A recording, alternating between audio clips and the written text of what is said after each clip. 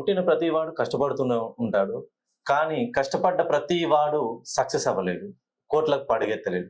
ఈ పుట్టిన రాశిని బట్టి అదృష్టవంతులు అవుతారన్నది ఎంతవరకు నిజం సార్? ఇది అక్షరాల నిజం. నేను చెప్పేది కరెక్ట్ అండి. ఎందుకంటే ఇప్పుడు నేను ఒక విషయం చెప్తున్నాను. ఒక ఇద్దరు వ్యక్తులను తీసుకుందాం మనం. ఓకే. సింపుల్గా వాడికి డబ్బులు ఇద్దాం. ఒక 100 రూపాయలు ఇద్దాం, లేదంటే ఒక 500 ఇచ్చేద్దాం. సికింద్రాబాద్ రైల్వే స్టేషన్ లో దిగుతారు ఇద్దరు. ఓకే.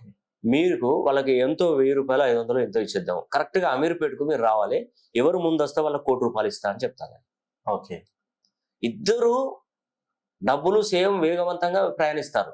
కానీ దాంట్లో ఒకడే తొందరగా ముందుకు రాగలుగుతాడు, ఒకడు అక్కడే ఉంటాడు. ఎందుకంటారు?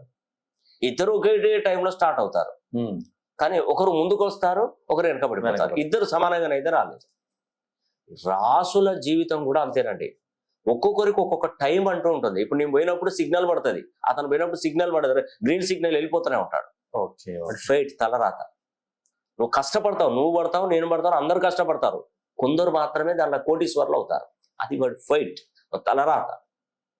అదేవిధంగా నేను చెప్తున్నానండి, బ్రహ్మదేవుడు మనకు తలరాత, నుదుట రాత రాస్తాడు, చేతుల మీద గీతలు, ఇవి ఖచ్చితంగా ఉంటుంది. కానీ ఆ బ్రహ్మదేవుడు రాసినటువంటి రాతను కూడా మార్చుకునే శక్తి 4 రాసులకు ఉంది. మీరు రాండి, బాండ్ పేపర్ మీద రాసిస్తాను, సంతకం పెట్టిస్తాను, మీరు ఎప్పటికైనా కోటీశ్వర్లు అవుతారు.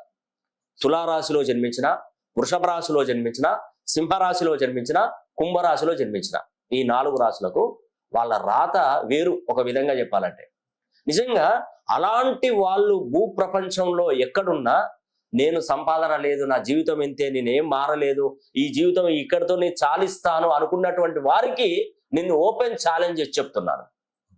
మంచి అవకాశం ఉందండి. ఎందుకండి మీరు ఎందుకు ఇబ్బంది పడతారు?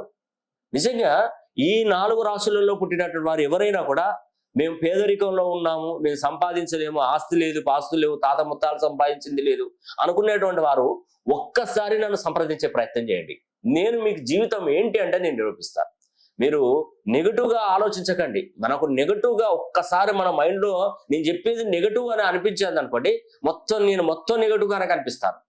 ఒక్కసారి పాజిటివ్ గా దృష్టి పెట్టి, ఎందుకు ఇంత కష్టపడుతున్నాను, పడినా కూడా ఎందుకు ఫలితం ఎందుకు రావట్లేదు, నాకు అనుభవం ఉన్న బిజినెస్ నేను చేస్తాను, ఎందుకు లాస్ వస్తుంది? మరి అనుభవం లేకుండా బిజినెస్ చేస్తారు, వాళ్ళు ఎందుకు బాగుపడుతున్నారు?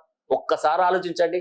దానికి ప్రధానమైనటువంటి కారణం మన యొక్క స్థితిగతులు, మన బర్త్ నంబరు, డెస్టినీ నంబరు, రాశి నక్షత్ర లగ్నానికి మన పేరు మినిమం 270 డిగ్రీస్ పైన ఉండాలి, 3500 ఫ్రీక్వెన్సీలో ఉండాలి. అది ఎప్పుడైతే తెలుసుకుంటారో మీరు బాగుపడతారు.